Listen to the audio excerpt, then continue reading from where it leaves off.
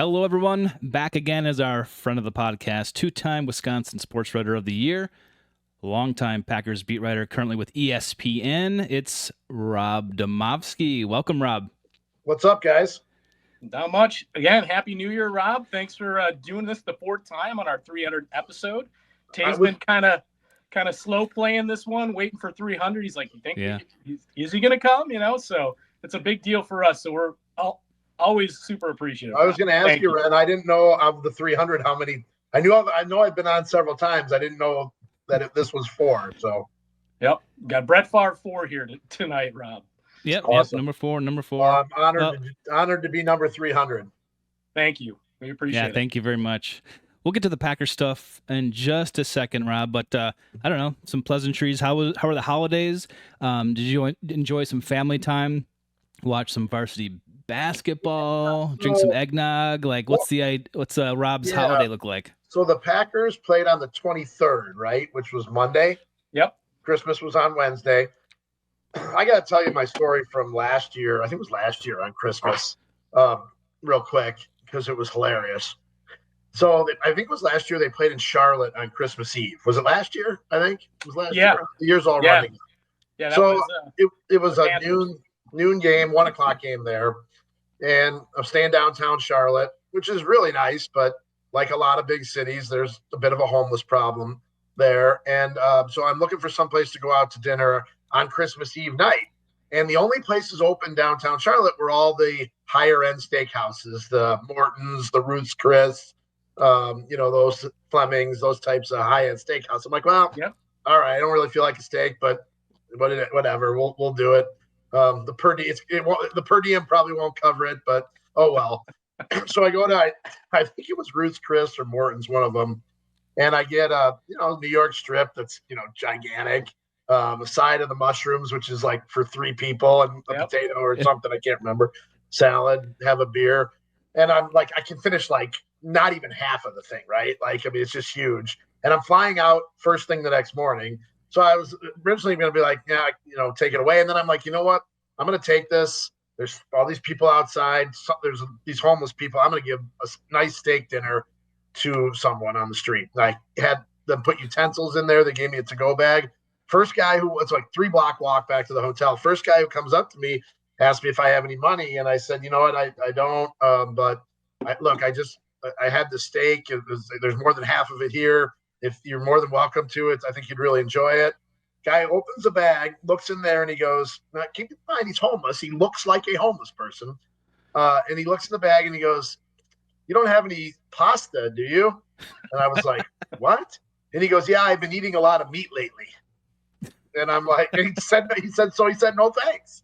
So I gave it to the next person. So maybe he's a little bound up, Rob. I don't know. I mean, the homeless in Charlotte are picky eaters, I guess. I'm not really sure. Apparently. But I tell that story because that's kind of what the holidays often are like in the NFL.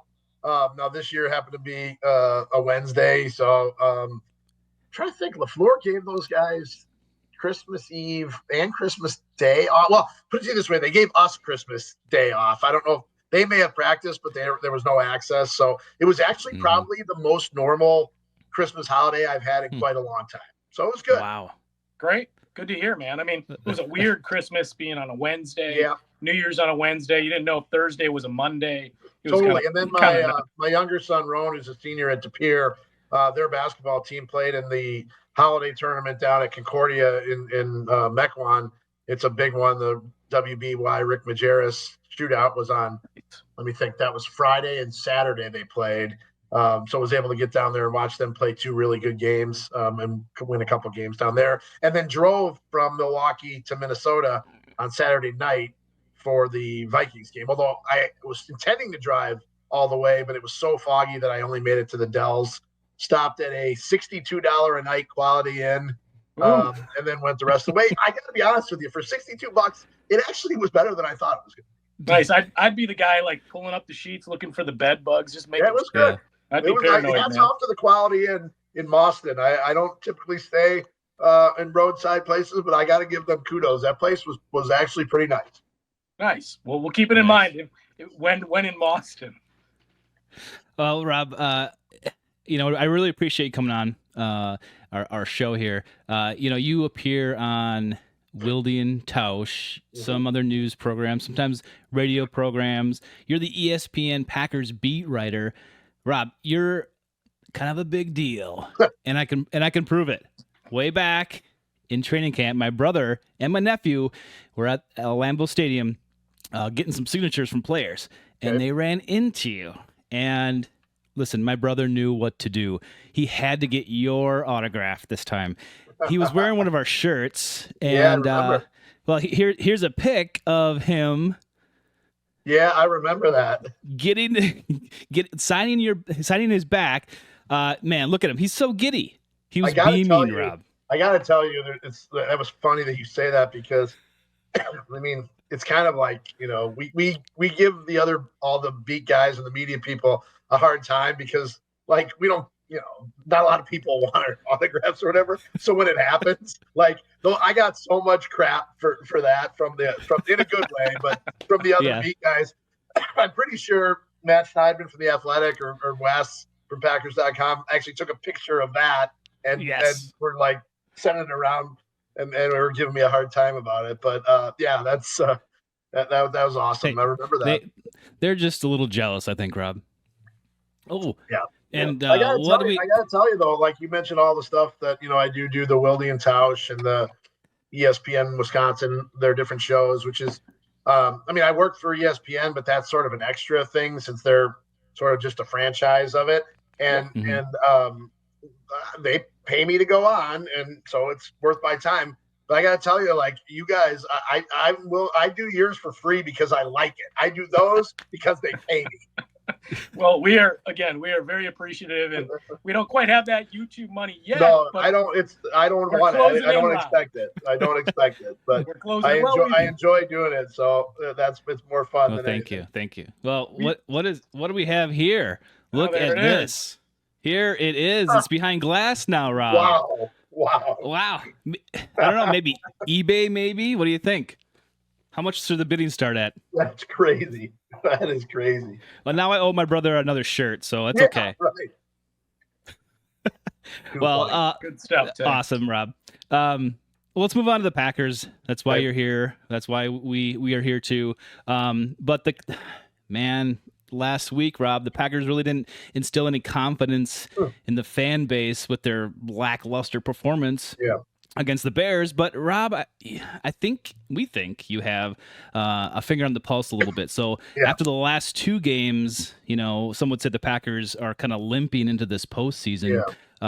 We personally feel that they're not expected to win in Philly this week. Kind of similar to last year when they went into Dallas, but we know they had a closed door meeting after the game, and Matt potentially said.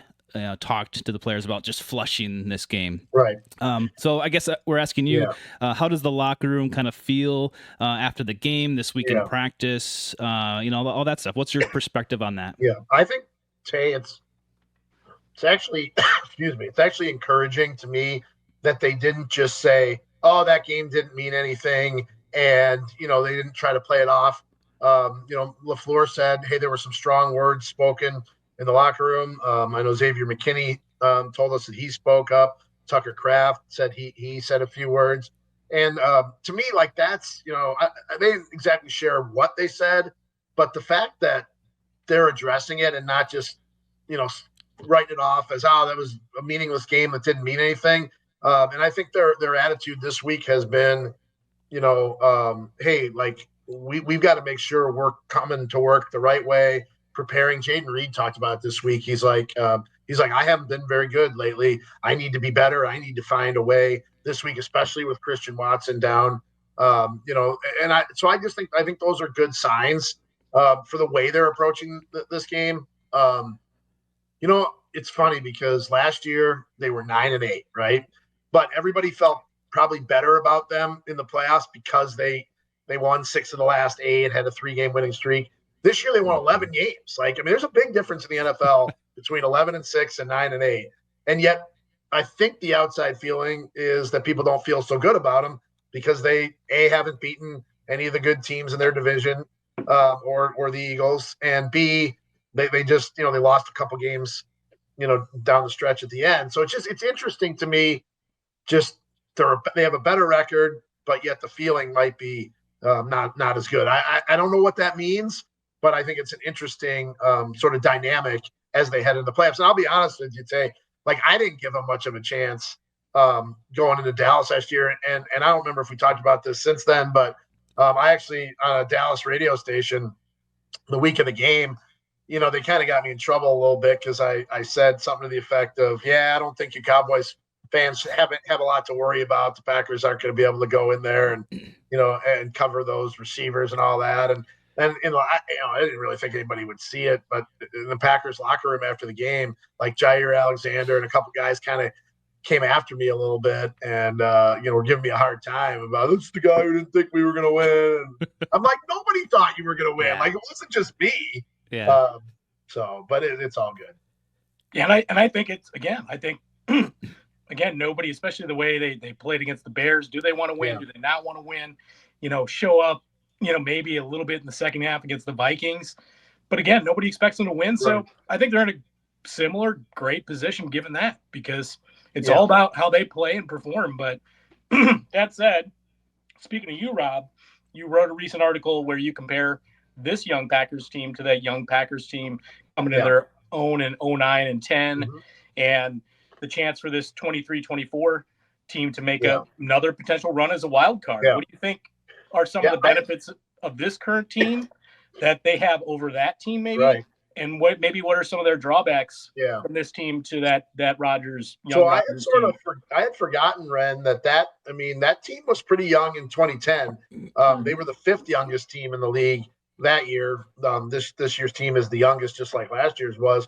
And I think you forget that they were so young because they did have like three veteran guys. They had Woodson, they had Chad Clifton, and they had Donald Driver, who was kind of near the end of the downside. But Clifton and Woodson were definitely still high-level players. I think that's probably one major difference is you don't have those guys that are the 10, 11, 12-year veterans that are, maybe on their last gasp or last shot at a Super Bowl. But on the flip side, I think you have a lot of similarities in that, there's some young players on that team. I mean, Clay Matthews and B.J. Raji were second-year guys. Jordy Nelson, I think, was a third-year guy. Obviously, Rodgers was only in his third year as a starter, second year making the playoffs. I think, I just think that that was sort of like the reboot of the second half of the Mike McCarthy tenure. You had the stretch from 06 to 08 with Favre.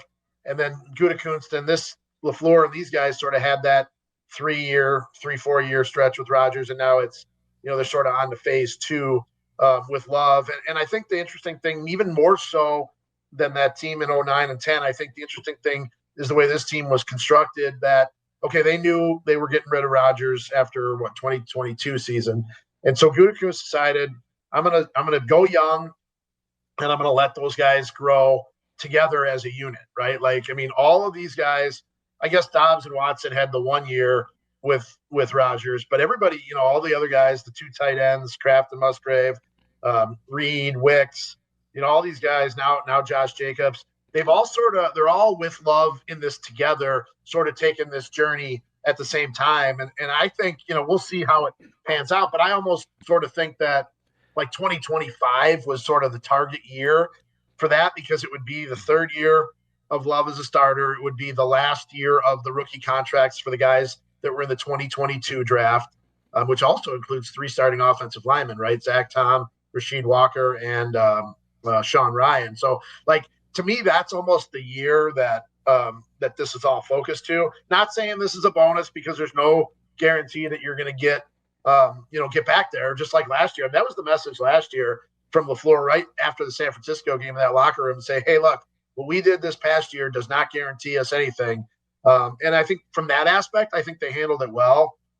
They got themselves back in the playoffs. There's plenty of teams, Ren, that have been like, they make a playoffs, they win a game or two, and then you don't hear from them again for 3 or 4 years in the postseason. And I think the fact that they were able to stack another good year, and I know maybe it wasn't as great as people thought, but I still think this is a organization trending in the right direction, regardless of what happens in Philadelphia. Now, That said, next year, I don't think you want to be the last seed. You want to have a home game. You want to win the division, or at worst, you want to be the top wild card team. And so you're going to play one of the weaker division winners, whether it's, this year it's Tampa and LA. Commanders. The Rams. Oh, the Rams. Sorry. Yeah. Which is that game? I don't know if that game's going to be played in LA.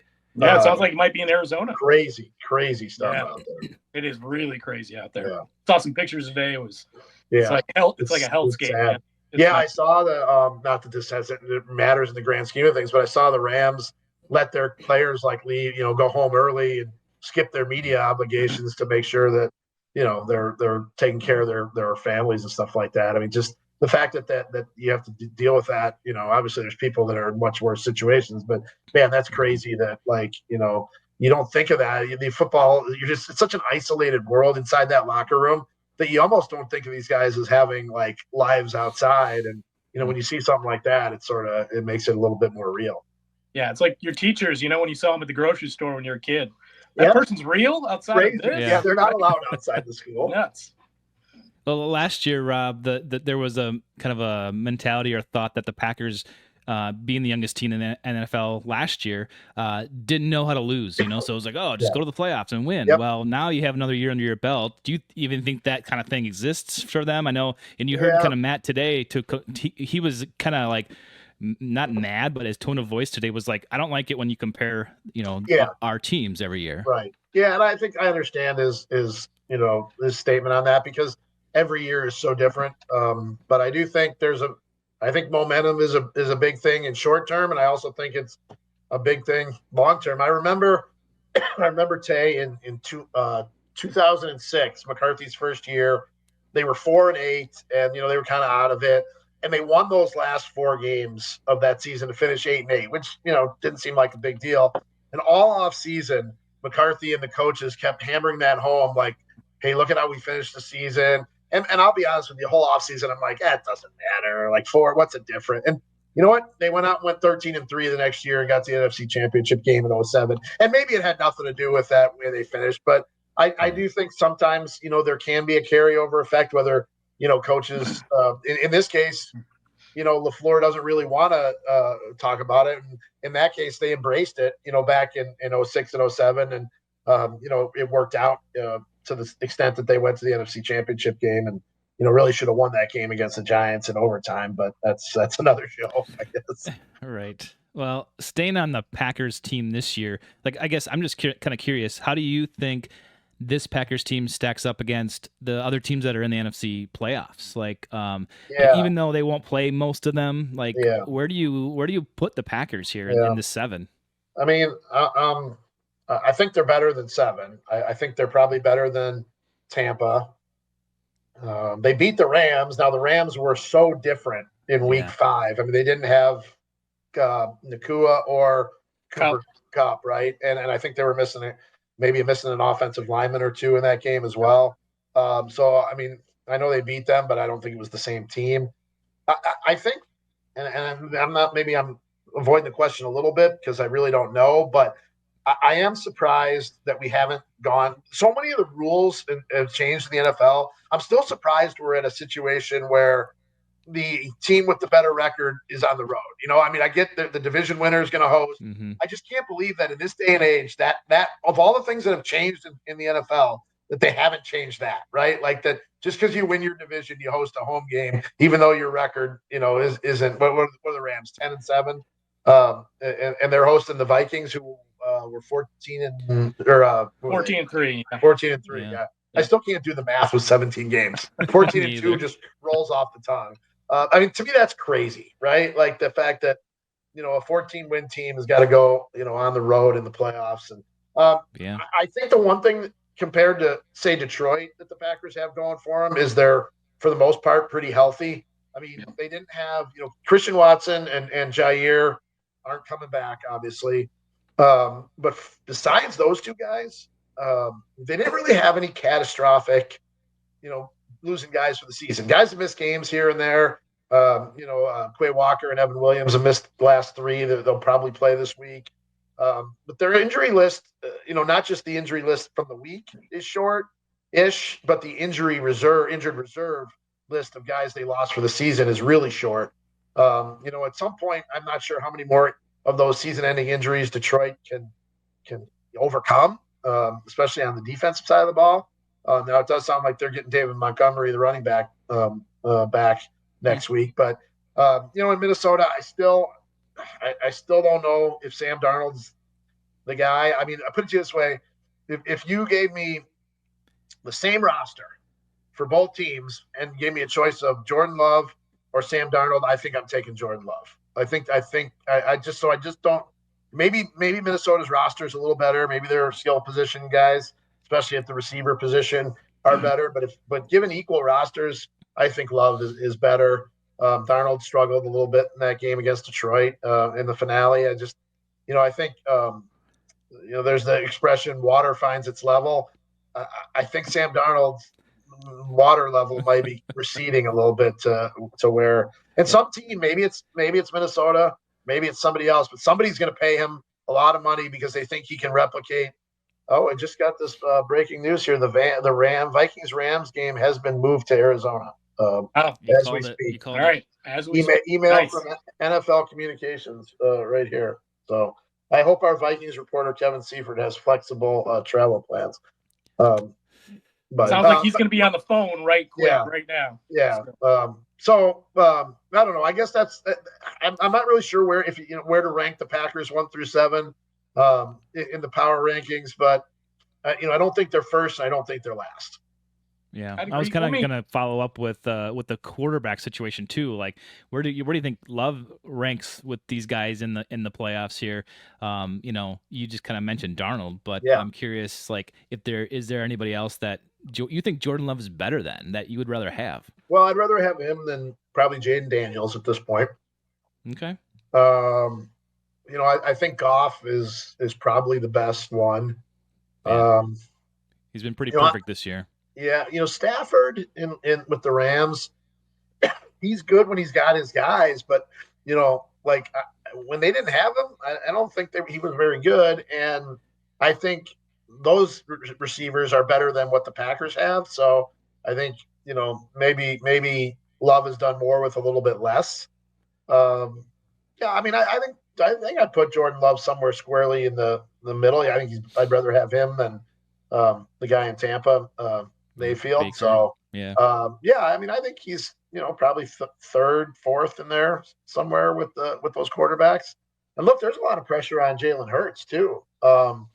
It's the way Philly's season ended last year, there was a lot of pressure. There was a lot of stories about him and the coach weren't getting along, and now they went out and had a great regular season, which I think quieted some of the critics. But to me, I think there's a ton of pressure on Hurts and the coach this week in Philadelphia. Yeah, I would say Jordan, he hasn't been as sharp as he was in last year's Toyotathon version. But let's all remember, Jordan's, in his second year, and you look at Goff, I think in a similar way when he was with the Rams, they kind of gave up on him. Where can Jordan Love be in 5 years? Right. And I think in a similar situation. Yeah, I think it's a good point, Ren. And there's a natural regression a little bit in year 2.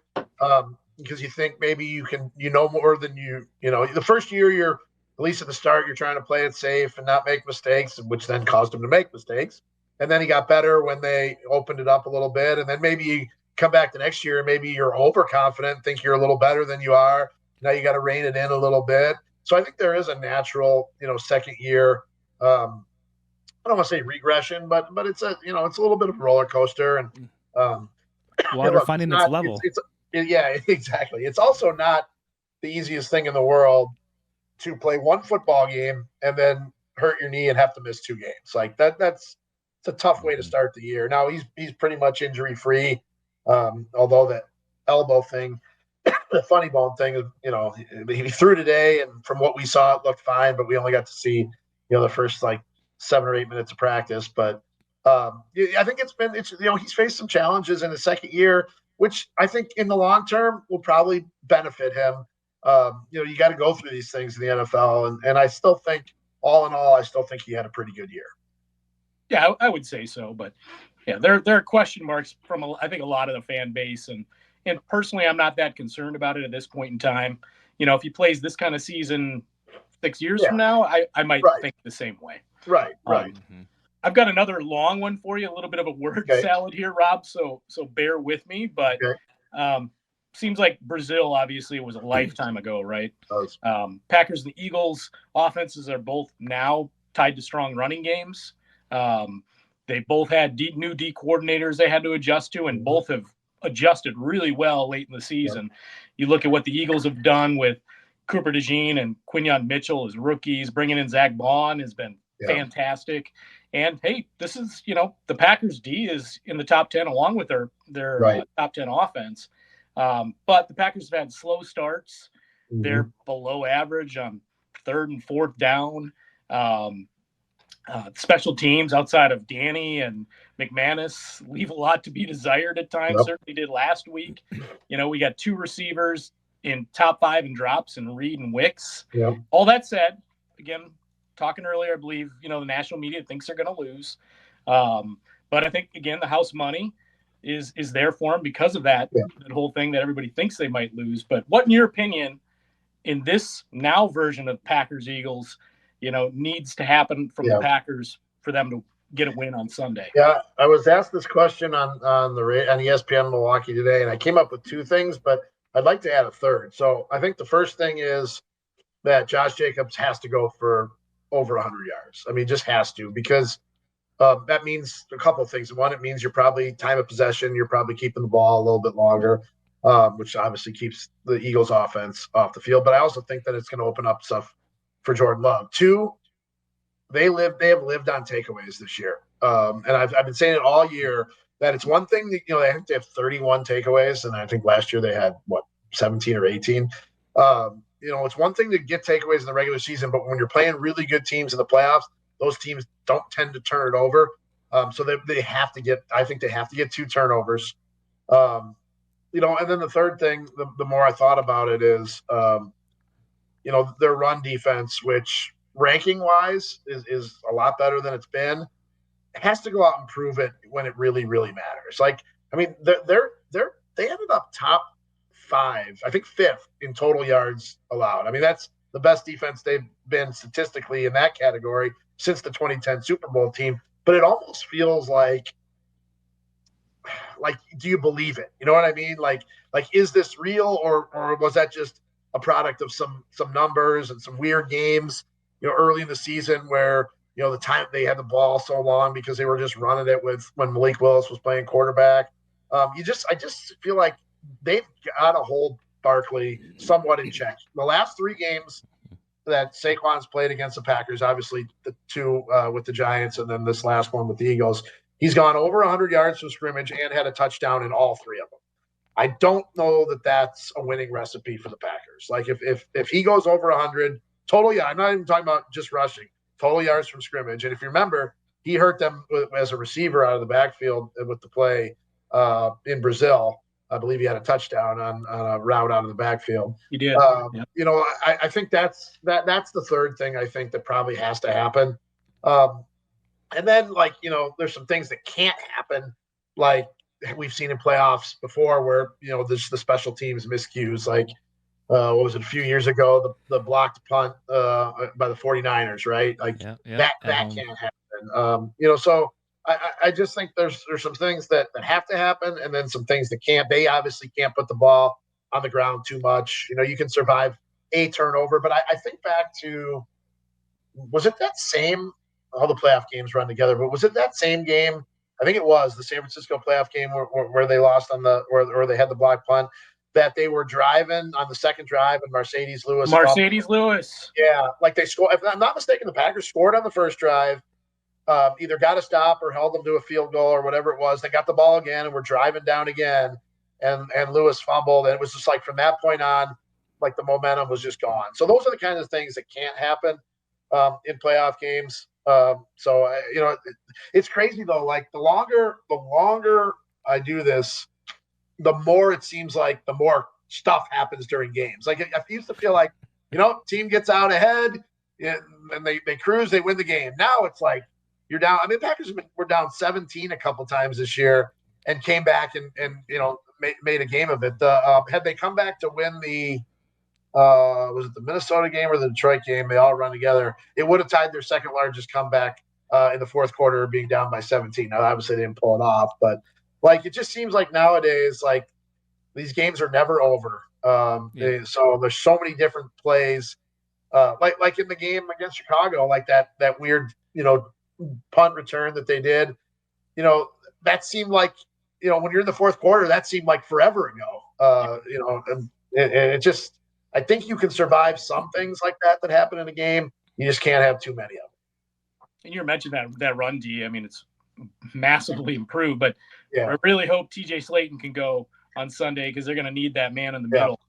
And he says he's playing. He says he's playing. So good. Yeah. But I will say I have learned not to believe players always say they're going to play. Like I've never heard a player say, "Yeah, I'm not playing." So I would imagine so. Also, I think on your point on the defense is, they've played pretty well under Hafley and gotten better as the season's progressed. But I think it's always they let up some big mistake when you can't do it, and that's why we feel that way. Right. Look at that 3 down lineman and that play against the Bears on Sunday. That's kind of what they do sometimes, and you're like, what's that? Yeah, and one other comparison to the 09-10 2-year stretch with this is, in 09, they had Dom Capers in his first year as defensive coordinator. The second year, they were obviously much better. And this is Hafley's first year. And I actually asked Hafley today, sort of about, we get those coordinators on Thursdays. I asked him, you end up finishing top 5 in yards allowed, but what do you think of, where you're at in the first year? And he said, look, I don't want to speak too much looking back on it because we obviously think we have more games to play, but he did say that, like, basically I'm paraphrasing, but he's like, I think we laid a good foundation for where we want to be defensively, but like there's still a lot more for him. And in year 2, you would expect that they would take some steps just like they did from 09 to 10 with Capers. And if you remember, I know, by the end, everyone wanted Dom Capers out, but that defense in 2010 was really, really good. And you think about the playoff run, Tramon Williams has an interception in Philly to basically clinch the wild card game. Did he or somebody had a pick 6 in Atlanta? Pick 6 in Atlanta the next week. The NFC Championship game in Chicago, BJ Raji had a takeaway play, right? And then in the Super Bowl, Nick Collins has the interception return for the touchdown, and then Clay Matthews has the strip of Rashard Mendenhall in the fourth quarter. It's just like that defense was really, really good in the postseason. I don't even remember where they finished in the rankings. My guess is they probably weren't. I mean, I don't know. They were 10th because that's when we looked it up. They weren't like top 3 or 4, but they just made timely plays. And I think that's still the next evolution for this defense. Maybe it happens in this postseason, but if it doesn't, I still think they're on the right track with Hafley and some of the additions they made. Now, we could talk about the draft or whatever, but they're going to need another pass rusher. They're going to need another cornerback because those are the areas of concern for me with this team right now is that, I just think they're thin at corner. It'll help giving Evan Williams back. It'll allow Bullard to go play the nickel. But I do think that's an area of concern, in this game and going forward next season. I agree. Go ahead. Go ahead, Tay. I think on that topic, I was going to ask you this. I mean, was it Bo Melton came out? I think was it yesterday or something? He's like, no, we got it. Like the wide receiver room's going to move forward. Yeah. It's hard to replace Watson, but we're all here. We're all capable. Anybody could go 100 per game. So he's talking up his room, and that's what he should be doing. He should be confident like that. But I think everyone else looking inside is like, are you guys okay at wide receiver now? Yeah. And so my question is like, it's a little premature, but 2025 draft, do you use your first 2 picks on a wide receiver? And there's that argument for having a wide receiver 1. We haven't had it. And now people look at it like, well, maybe you do need it, but I think that's all, an opinion by everyone. Yeah. But do you think there might be a wide receiver issue on this team right now? Well, that's a great question. I think all offseason they talked about how, we don't need a number 1 and it's great. We've got all these guys, but sometimes you do need a number 1. Like sometimes you have to have a go-to guy that when you absolutely need to have one and have a big game, that he's the guy. And I think they've got a lot of guys that are, number twos and maybe a couple threes, but I'm not sure they have a one. And I don't know where you find it. If you don't draft one in the first round, which clearly they're not going to do ever in my lifetime, I don't think. So I'm not sure where you sort of find that. The Christian Watson injury obviously comes at a terrible time because not only do you not have him for the playoffs, but you're probably not going to have him for most of this season. So I just think that's, I don't know what you do there. Like if you're not going to go, try to get one of the top receivers in the draft. I mean, they didn't go get Justin Jefferson that year. They took Jordan Love. Fine, I get it. But at some point, maybe they'll do that. But it just doesn't seem like that's their thinking. I think you can have a situation where your tight end is your number one guy. I mean, could Tucker Kraft become George Kittle or Gronkowski or somebody like that? I think he absolutely could. I do agree. I would say too, Tay and I last year with the safety room, we talked about, and they did a bang up job, but I called them Band-Aids all year. They did a bang up job with Band-Aids in the safety room, and then they remade it. It's been fantastic with obviously Xavier and then the addition of Evan in the draft. They've been great, but I think, you're right. I think in the draft, they need to address the cornerback room the same kind of way and maybe bring in a free agent because they're doing it with, again, some Band-Aids, Yeah. And I think that's one of the, good things about the way Gutekunst has approached it is that he's not afraid to go draft 2 or 3 guys at the same spot. I mean, he's done it with receivers before, not high, but I could definitely see this. I could definitely see them focusing on a position and loading up. I'm trying to think if they have any more than just they traded the 7th to Tennessee to get Malik Willis. I feel like they might have had an extra one somewhere in there, but I don't know. This doesn't seem like a year. I don't think they have like a bunch of multiple 3rd and 4th round picks this year. But I do think your point being that they can take a position group like they did with safety and completely remake it in one offseason. I think you can do it. Now you might have to do it with free agency and the draft. Yep. I agree. Ooh, these are good conversations for the offseason too. Yeah, we don't want to get ahead of Rob ourselves back on. I don't know. Well, I know Ren and I will probably be going to the draft, Rob. So I'm assuming you're going to be there too. So maybe we'll have to bump into you and you can sign our shirts or whatever. It's an interesting thing about the draft, hey, is and people may not realize this, but I've never been to the draft because the reporters who cover the teams stay at the team headquarters because that's where all the people that you want to talk to are. Like the coaches, the scouts, the GM are all at their own facility for the draft. And so for me, the draft really, it's not really any different. It doesn't really matter where it is. I'm downstairs in the auditorium at Lambeau Field waiting for them to make the picks. So to be honest with you, for me, it's probably just going to be a bigger pain in the butt because I don't know how the heck I'm going to get into the stadium. But I've never, and I don't know anybody. Like national reporters go to the draft. I don't think I know anybody in my 28 years of covering the Packers who was a Packers reporter that went to the draft, that attended the draft wherever it was. So I guess maybe if your team, like if the only reason for someone like me who covers a team to go to the draft, maybe if your team has the number 1 pick or something and that player is going to be there. But like we get those guys, on a conference call as soon as they're picked anyway. So it is weird. I don't know how it's going to work.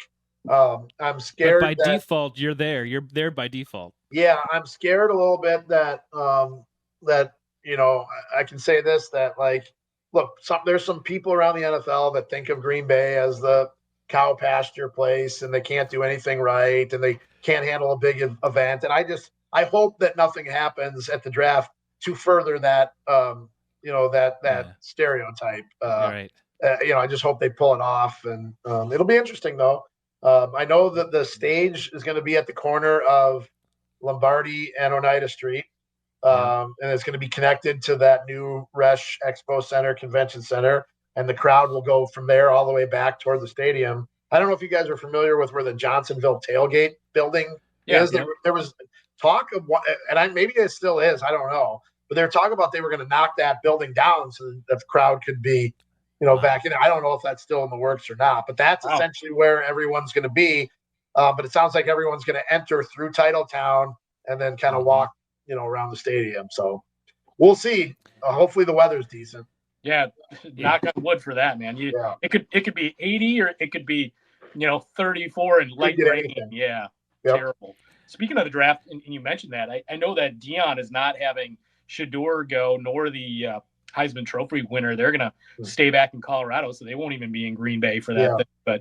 But speaking about a draft guy from last year, how about Edgerrin Cooper, man? I mean, for the last 4 weeks of the season, out of 419 eligible players, the number 1 rated defender by Pro Football Focus. I mean, if they hit on one, man, we haven't had an inside linebacker like that in Green Bay since, I don't know, in my lifetime, honestly. The sky's the limit.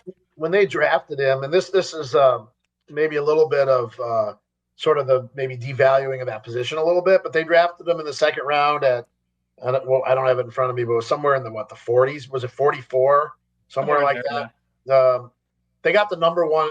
He was the first inside linebacker to come off the board, I think. Yep. So you're getting the best guy at that position in the middle of the second round. So to me, that's, you want to talk about like a steal. Like to me, that's the ultimate steal when you're getting the best player at that position, that at that point in the draft. And every single person I talked to when they picked him was like, that's the guy. This is the guy who at the end of this whole thing, that when you look back at this draft, that's the guy who you're going to say he was the guy from that draft. And so far, like he has been that, and really he's been that with he's still not really a full-time player. He's playing a higher percentage of the snaps now, but they don't want to overload him. He's missed a lot of time. He missed a lot of training camp with injury, missed some time during the season.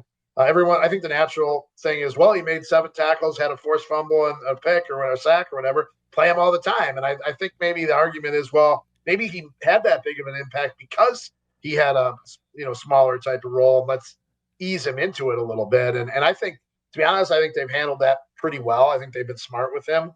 But I think it'll be interesting. The next step for him is to be that every down player who they never have to take off the field, who maybe has the communication thing in his helmet and sort of runs the defense. But, he can run, he can tackle, he can cover.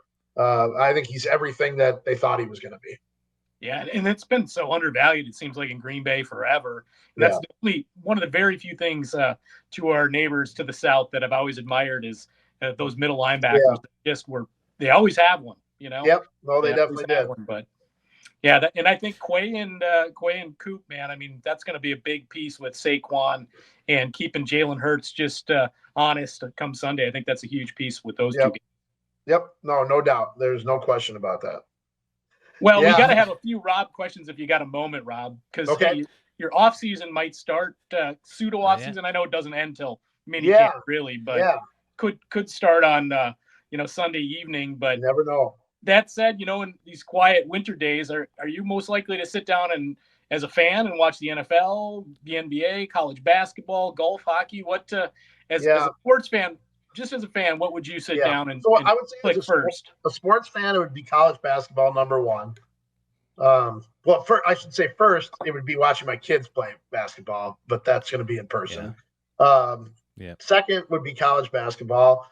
From a professional standpoint, though, like I will definitely watch all the the playoff games that after the Packers are done, because it's it's part of my job to know what's going on and watch that stuff. But I would say come late March, right around the same time as the NCAA tournament, like I get geared up for golf. I love to play. So I start watching it and get the bug, get the itch. So I would say that I don't really watch the NBA much until we get to about May. I'm not a huge baseball guy. I like the sport of baseball. I just don't follow it that closely, but I did go to game 1 of the Brewers playoff series, Brewers Mets, right? It was Brewers Mets. Brewers Mets. Just on a whim, a friend of mine, it was a Tuesday afternoon. A friend of mine had tickets like 10 rows behind home plate and said, "You want to go?" And I said, "Sure." I had not been to a Major League Baseball playoff game since I was in college in the early 90s. And I had a roommate from Pittsburgh, and he wanted to go watch the Pirates Braves in I think it was the 92 or 93 NLCS. So I had not been to a baseball playoff game, and it was great. I mean, the atmosphere was awesome. That was the game where they had that terrible inning and got away from them and sort of set the tone for the series. But I do like baseball, but I'm not going to sit down and, I like going there and being a part of the environment, but I probably am not watching it. Yeah, I think the ballpark's a great place to be. The sights, the sounds, the smells are awesome. And I'll tell you what, I love the park in Milwaukee. I mean, it was easy in, easy out, great amenities. I grew up in Chicago, and my dad's a big Cubs fan. I was kind of a Sox fan growing up, but he would never take me to the South Side, so I always had to go to Cubs games. And as cool as Wrigley Field is, it's a dump, I mean, it's the amenities are not anything special. And the American Family Field, I tell you, they did a hell of a job with that playoff game. Awesome. Yeah, I've been to a few Brewer playoff games in my time, been fortunate enough. But let's talk about the offseason a little bit more. When you finally get to summer and you're like, I get like 30 days off until training camp. Where are we most likely to see you doing in the backyard, Rob? You're going to be playing some bags, grilling, gardening, sitting by a fire pit, having a cold beverage. What's Rob doing in the backyard? I would say in that, if I had to put them in order, it would be probably grilling 1, fire pit 2. What were the other choices? Playing some bags, having a cold beverage, gardening. Yeah, those bags, having a beer, probably 3 and 4. Gardening would be 99th on the list. Wow. Fair enough. So Rob's not getting dirt under his fingernails anytime soon. Well, you can have a beer with any of those, I think. So that's included in all of the above. Absolutely. Any Awesome. music on the list for 25 yet? So the one that I want to go to is there's actually 2. One's a total unrealistic because I think it's next fall during the football season, but our guy Frank Turner has his Lost Evenings Festival, and I think it's in Edinburgh, Scotland next fall. It's a 3-day deal. That would be, but I can't. Awesome. And you guys have show 300. He has show 3,000 this year in February. His 3,000th show. I saw him twice on this last tour this last year. But there's really one I really want to go to, and I don't know if you guys have ever heard of this guy. I had seen him as an opener for, I think it was either Gaslight Anthem or Frank Turner or Lucero way back 10, 12 years ago. He was in a band called The Loved Ones, but he's broken off. His name is Dave Hawes. It's spelled Hause, pronounced like pause. And he actually, I sort of rediscovered him as a solo artist in the last year, and he was at Mile of Music this year. And I didn't even realize it. I was sitting at home one day. I played golf on a Sunday, and the Packers were off from training camp, and I was scrolling through my phone, and I saw him post on Instagram. He's in Appleton, Wisconsin, and I'm like, oh, man, he must be at Mile of Music. And it was Sunday, the last day of it, and I looked it up, and I remember it was 2 o'clock at my house in De Pere, and he was playing at 3:15 on College Avenue, and I raced down there. Perfect. Got there, saw him at this really neat little place called it's not 513. It's a number. It's a little like banquet place on College Avenue, 315, 513. I'm sorry for not remembering the name of it. And then I sort of like got back into his music, and he has a festival. He's from Philadelphia, actually. Okay. He has a music festival in Philadelphia, and I think it's the first weekend in May. But unfortunately, that's the Packers rookie mini camp, so I probably won't be able to go. But like it's that weekend. Yeah, so I don't have any shows on the horizon. I did see Frank Turner twice, Gaslight Anthem twice in 2024, and Dave Hawes in Appleton. I think those were the only 5 shows that I saw. I'm trying to get Ren, or Ren wants to go with me down to Madison, and what is that, March, Ren? To see Helmet, my favorite 90s metal band. Yep. So I gotta get on that. We'll have to talk off mic about that, Ren. But playing their album Betty in its entirety. So where is that? What venue? The Majestic. Have you been to the Majestic? I have not. The only venue I've been to in Madison is the Sylvie. Yep. Which is really, really nice, but it's almost too nice. To go to a rock show. Like if you spill a beer on the floor, you feel guilty because it's so clean. The Majestic is a smaller venue, and the acoustics in there are fantastic. I've seen some really good shows there. So not every band you'd love to see is going to be in there, but I've seen artists, that are of the genre that I like that are fairly big in those genres, and caught them right before they're either too big or just kind of slow back come. That's the best way. And that venue is actually tied in with the Sylvie ownership, and I believe even Turner Hall is, and they're all kind of Wisconsin. I love Turner Hall. I mean, if I had one venue to see a band in this state, it would probably be Turner Hall. It's just it's grimy. The floor is slanted. Yeah. Maybe the sound's not great as like the Pabst Theater, but it just has the great feel of a small rock show, which to me, that's my favorite. Shows there this year as well. My favorite place. I did see the Gaslight was at the Rave this year when one of the not the big room up top, but that's kind of good. I like that place too.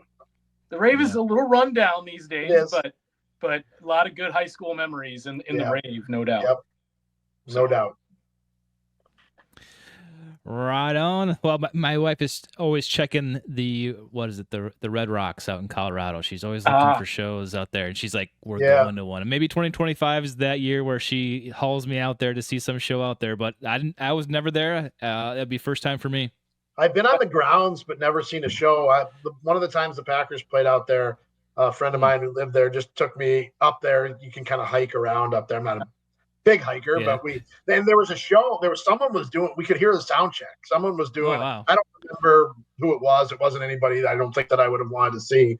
But we could actually hear the sound check as we're kind of walking around It's basically like a big state park, and the music venue is sort of cordoned off a little like the main amphitheater at Summerfest, where it's on the grounds, but it's sort of it has its own little entry. The amphitheater at Red Rocks is the same way. Yeah, that's on my bucket list too, Tay. Actually, I look at that every year too, and we've never talked about that together, which is weird. But I definitely want to see a show. I'm a venue nerd. Like I'm a total venue nerd. Like I like places. In fact, I was talking about that with I've kind of become friends with some of the guys in the Gaslight Anthem, and Benny Horowitz, the drummer. I took him out for pre-show cheese curds in Milwaukee, and we were talking about venues because I mean those guys live in these places, right? Yeah, And for them, it's like if it has a shower and a place to like lay down or sit down, that's what they look for. They look for things that are different than amenities. Yeah. And they're always like, it's always like you wouldn't believe what these places look like in the lights. With the lights on. There's some things in there that you probably never thought you'd see. I can imagine. That's a good perspective, though. Well, Rob, this has been awesome. I don't want to take up too much more of your time. We really appreciate what you've given us so far. No problem. I think kind of got all of our questions answered, so we really appreciate it. Maybe we'll do this again before the draft. I don't know, but otherwise, okay, go to the press room, bring your Sharpie. I got it. We'll meet it with Rob. Well, Taylor's brothers already met you in person, Rob. We have yet to do said thing, so hopefully sometime in the year of 2025 we can make that happen. We'll do. Here's the 300 more shows. Thanks, you, Rob. We appreciate it, Rob. You got Thank you very much. Yeah, my Take pleasure. Care.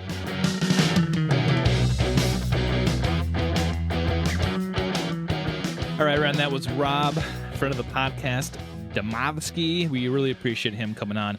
That was great insight. I love that he kind of has boots on the ground, especially at crucial times in the season. We get to kind of hear a little bit more than you normally would as a regular Packers fan, right?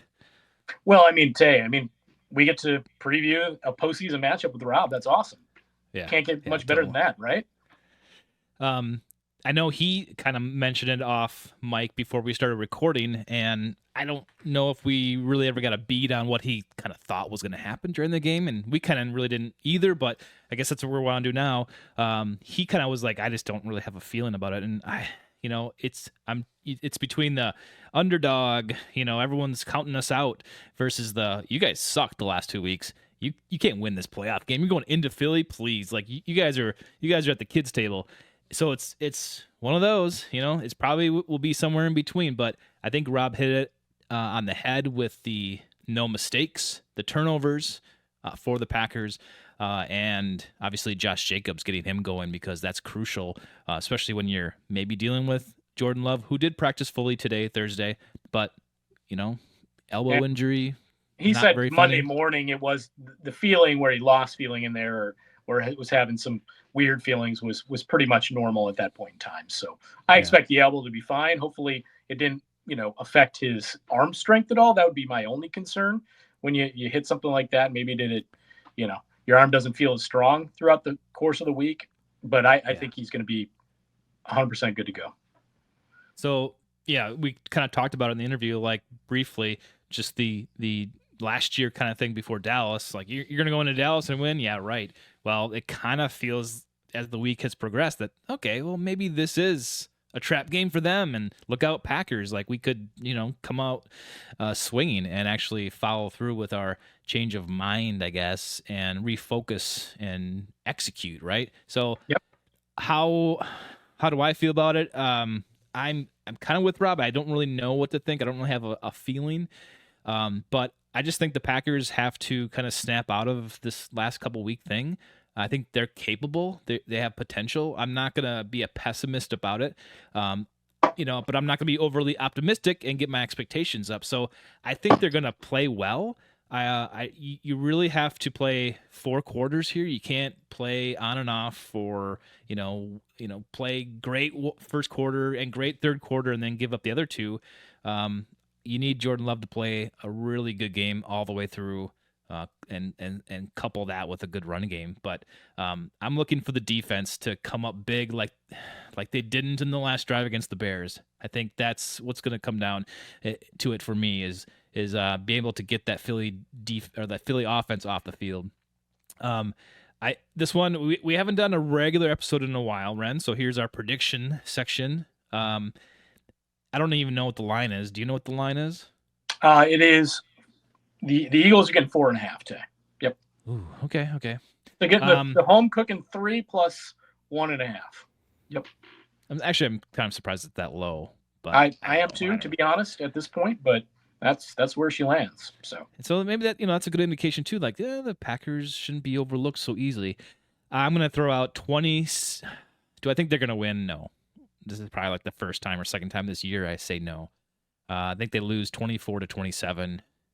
Eagles. Okay. Yeah. I think the pressure is on the Eagles. They have a lot of pressure on them to perform and win as a second seed. We heard, like Rob was talking, and all of us have heard it over the last year, as last year ended with Nick Sirianni and Jalen Hurts having some issues. Hurts has been out for 2.5 weeks in concussion protocol. So he's going to play today, but does a rust factor come into play? Does he play a little tentative? Who knows? Not to say he won't just, light you up. Who knows? That could happen too, but that could certainly play a part. In the first game in Brazil all those weeks ago, he threw 2 picks, could have thrown probably a couple more that they could have had. This is the Eagles have the number 1 passing defense in the league. So it's going to be hard to pass on them. LaFleur's going to have to have stuff dialed up. The Packers and the Eagles both like to disguise blitzes and be disguised in their pressure looks. I really think they're not going to send a lot of guys most of the time, and they're going to rush for and just try to, again, use those linebackers to keep Saquon and Hurts in front of them. But ultimately, I think if the Packers start fast, they're the worst team in scoring in the first quarter in the NFL today. Second quarter, they're forward. They're like the best team in the NFL. So if they can get some, 10 points on the board in the first quarter, I think they win. And I'm going to say the Packers win 28-27 today. Wow. Okay. I like it. I don't know. Coming off this Bears loss, I think kind of really pushed me in that direction more. And I can't necessarily shake that. Am I like, again, I don't want to be pessimistic about it, but is it maybe more realistic? I mean, I was watching, social media dissect all the good stats about Jordan Love and say, no, he's going to be great. What are you talking about? Like, fair weather fan, like, let's go. Like, Jordan's got it. And then you get all the other stats saying he stinks and he's average and whatever. So it's like, it's really hard to, decipher that and I don't know, kind of land on something, but you just have to trust your gut and go with what you think and what you've been seeing all year. But you're right about Jalen Hurts. I think, what is it? After the 2 Malik games, we get Jordan back, and I don't think he played very well.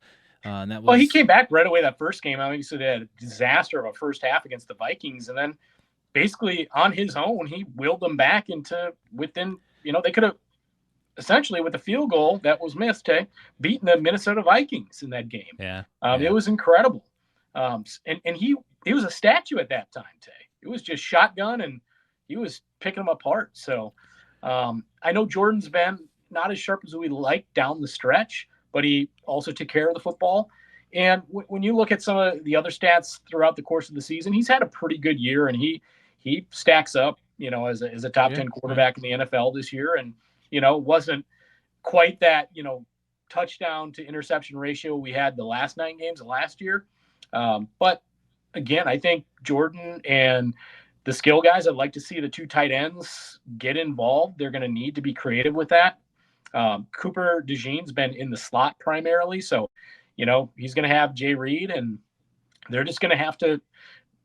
Matt's been so conservative lately, and it's been so boring. He's going to have to, sharpen his pencil. And they pulled out a lot of interesting plays in Dallas when they went down there last year. So who knows what LaFleur has cooked up, but that's what it's really going to come down to, and those guys executing it. And I think there's not a lot of pressure on them. I really don't. There might be on each other for them to perform, but the pressure's all on the Eagles today. They're at home. They're expected to win. Yeah. They're the 2 seed. I think the Packers just go in there and, squeak one out. I love it. Ren the Optimist. Where'd that come from? Yeah. Who would have thought, Tay? Who would have thought? New year, new you. You got it. Well, we'll be back after the game for our first takeaway, so don't miss that. Subscribe to YouTube to get notifications of that. But we're on all the forms of social media. Even got us on TikTok there, Ren. Need you to follow us. No, just kidding. But go follow us on there.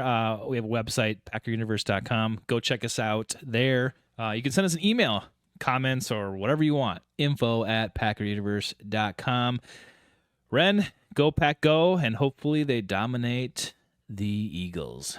And once again, thanks to our very special guest on episode 300, Mr. Rob Demovsky. You can find him at Rob Demovsky on the X Machine Tay. But until episode 301 on the pup list.